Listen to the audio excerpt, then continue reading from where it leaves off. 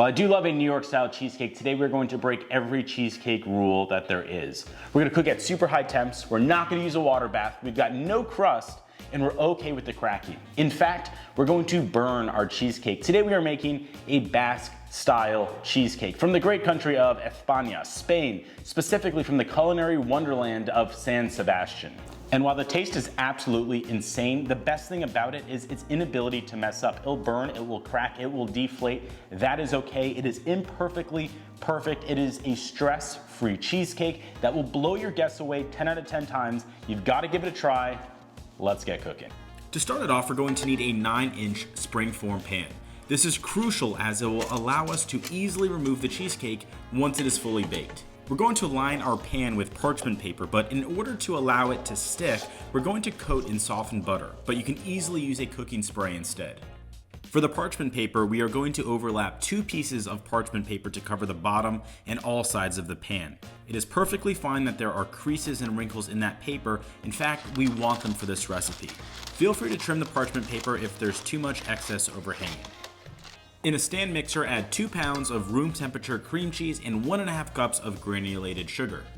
With a paddle attachment, we're going to mix our cream cheese and sugar for roughly 3 minutes until fully incorporated and all of the sugar has dissolved.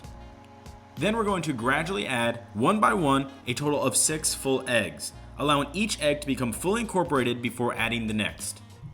We're going to add even more dairy with 2 cups of heavy cream. This recipe is not for the lactose intolerant.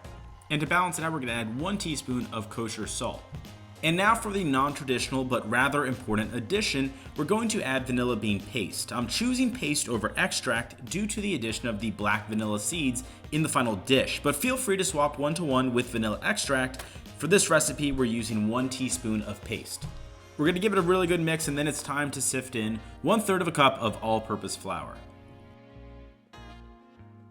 Once all the flour is added, we're going to give it one final mix, and then it's ready for our springform pan. The batter should fill the pan up about 3/4 of the way.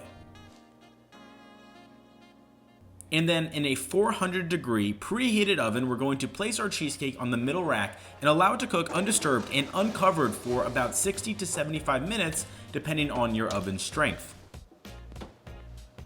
You'll know your cheesecake is ready once this beautiful brown, almost varnished crust is formed, while still very much jiggles towards the middle of the cake. We're going to let our cake cool down, which will allow it to fully solidify and set, but don't be concerned if the cake sinks or decompresses. This is normal and is supposed to happen. Once the cake is fully cooled down, we can remove our springform and slowly peel away the parchment paper.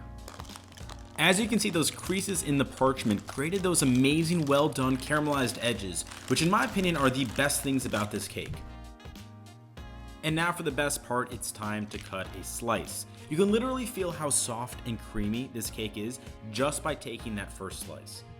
And there it is, for our moment of truth, our big reveal, that amazing Basque cheesecake with that beautiful golden brown crust, that light creamy center. I cannot wait to give this thing a try. But before we do that, we must pour ourselves a glass of sherry because nothing pairs better with our Basque cheesecake. Let's give this thing a try. All right, we've got our Basque cheesecake. I have my sherry, which is hopefully, fingers crossed, going to go absolutely insanely well with this cheesecake. I'm not skeptical, but I'm also such a big fan of a New York cheesecake. I have my graham cracker crust there. I don't have a crust here. I literally just have milk. Milk which has somewhat solidified to get this really cool caramelized crust. Should be cool, but I am skeptical.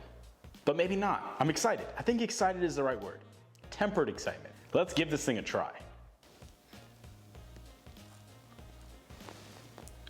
All right.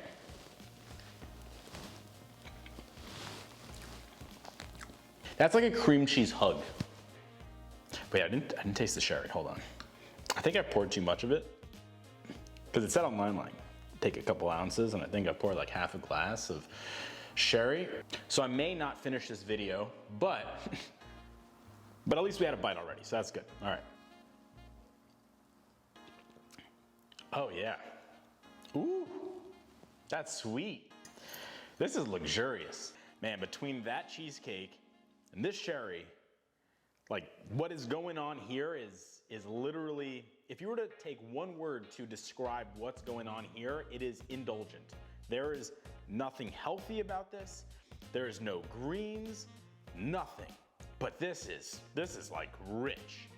This is rich, it's indulgent, and I am here for it. I'm here for this. All right, let's take another bite of our cheesecake.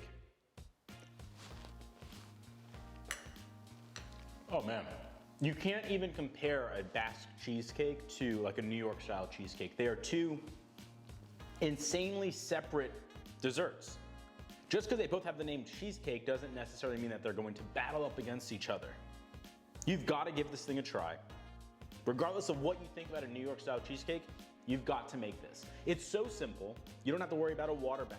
You don't have to worry about the cracking. You don't have to worry about a crust. Nothing.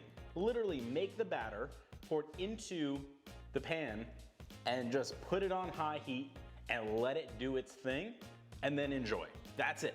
It's like I don't even know how many steps that was, not a lot, and you can't really mess it up. I mean, I guess you could, but it would be hard, and I'd be impressed.